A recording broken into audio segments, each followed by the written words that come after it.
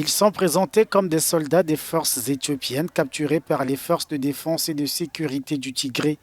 Partis de la localité d'Abiy-Shir, ces prisonniers se dirigent vers le centre de Mekele, à 75 km. Au total, ce sont au moins 7000 hommes qui seraient tombés dans les mailles du filet de forces de défense du Tigré qui contrôlent la capitale Mekele et plusieurs autres villes depuis le retrait des troupes gouvernementales, Addis Abeba ayant décrété un cessez-le-feu unilatéral le 28 juin.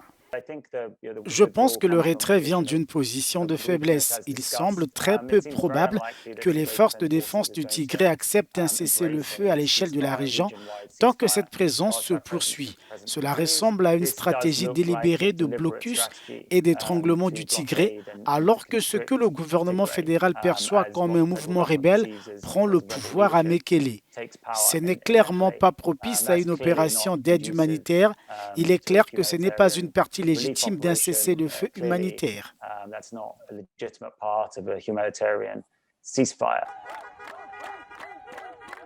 Dans les rues de Mekele, les rebelles sont accueillis en libérateurs. Des scènes de liesse sont au rendez-vous. Galvanisés, ils rêvent grand, marcher en direction d'Asmara, en Érythrée et d'Addis Abeba.